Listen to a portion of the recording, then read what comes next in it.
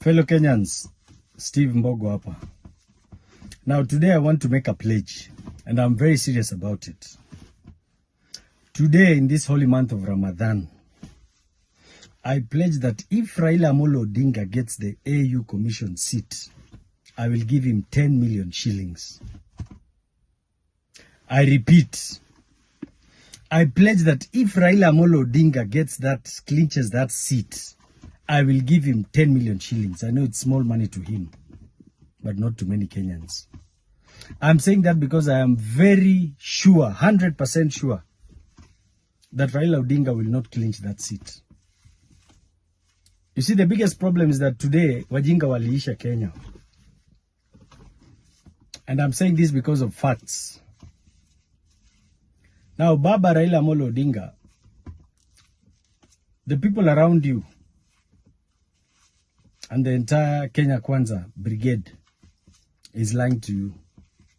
There's a wise man that said, when you see your enemies or your opponents rejoice or celebrate you, then you should understand that that is the beginning of the end of you.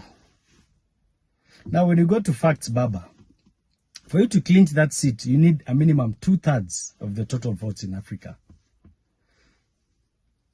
Any person who's keen with African politics, you understand and you're fully aware that approximately 49 out of 54 African countries today are pro-Russia, pro-China.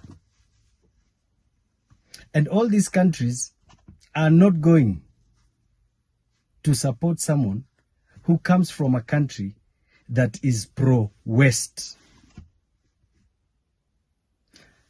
For you to convince the Anglophones will be a bit easy. But when you talk of the southern part of Africa and the western part, the Francophones, who have fully retaliated from the West, believe me, they're not going to vote for you. Remember, they also have their own candidates. The South, they have their own candidates. East Africa, there are about 7 of them. So, Baba, these people are lying to you. And if the reality is, they're either lying to you or you're part of this game. But it is very sad that the same card that was played with the BBI agenda is the same card that is being played now. Baba, these people will keep you busy for the next 1 year. You'll be busy campaigning.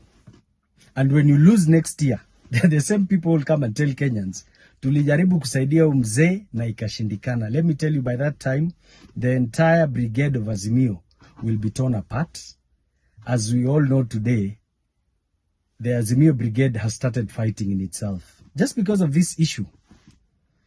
Your real soldiers, the people who've always fought for you, and I'm speaking as your son and you being my mentor and once my party leader. The entire BBI agenda is being repeated, but in a different script. They will waste your time. By the time they are done with you, you've lost ground, you've lost all your friends, you have to start afresh. By that time, you only have 1 or 2 years, we're back to elections. So, Baba, fungua macho. And for those people who surround Raila Odinga and you keep lying to him, shame on you. Otherwise, I have pledged, Baba akipata hiyo kiti, cash, tupewe account, ama tutaweka kwa M-Pesa yote 10 million. Habari ndio hiyo.